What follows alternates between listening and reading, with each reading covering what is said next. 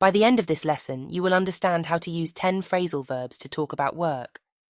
The lesson works like this. First, you will listen to a very short story that uses these phrasal verbs. Listen to it twice. Once for fun, and the second time, try and hear the phrasal verbs. Then, I will list them, teach you what they mean, and give you more examples. Emma walked into the office early, ready to take on the day. She had a lot to catch up on after being out sick for a week. First, she needed to check in with her manager to find out what tasks were most urgent. "Morning, Emma," her manager, Mr. Brown, greeted her. "Glad you're back. I need you to look into the new project and figure out the timeline." "Sure thing," Emma replied, sitting down at her desk. She logged into her computer and started going through her emails. There were dozens to deal with, but she decided to focus on the most important ones first. As she was sorting through her inbox, her colleague Sarah stopped by her desk. "Can you help me set up the conference room for the meeting later?" Sarah asked. "Of course," Emma said, standing up to give Sarah a hand. Together they organised the materials and made sure everything was ready. Later that morning, Emma was working on her report when she realised she needed to follow up with a client.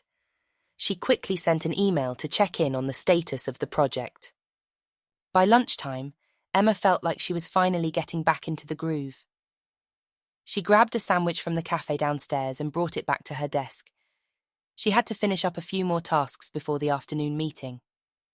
As the day went on, Emma crossed off one task after another from her to-do list. By the time 5 o'clock rolled around, she had wrapped up most of her work. Feeling accomplished, she logged off and headed home, ready to do it all over again tomorrow. There you go. Hope you enjoyed it. In that story, we used 10 phrasal verbs. Did you notice them? Let's go through each one by one, to understand what they mean and see how they're used in different contexts. The first phrasal verb is take on. In the story it says, Emma walked into the office early, ready to take on the day. Take on means to begin or undertake something, usually a responsibility or challenge. It's often used when someone is ready to face a new task or duty. For example, you might say, "She decided to take on more responsibilities at work," or "The company will take on new projects next quarter." The second phrasal verb is catch up. In the story, Emma had a lot to catch up on after being out sick for a week. Catch up means to do something that should have been done earlier, or to get back to the same level as others after falling behind.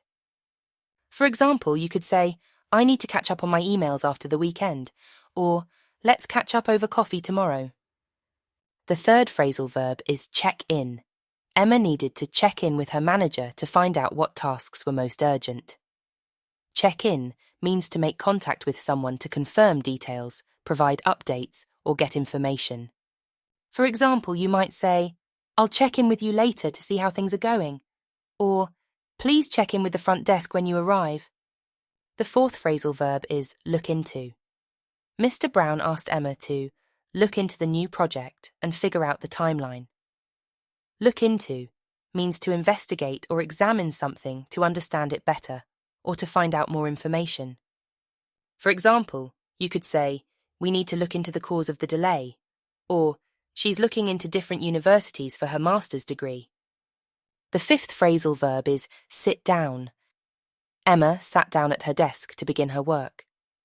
Sit down simply means to take a seat, but in the context of work, it often implies getting ready to start a task or focusing on something. For example, you might say, "Let's sit down and discuss the details," or "He sat down to write the report." The sixth phrasal verb is go through. Emma started going through her emails.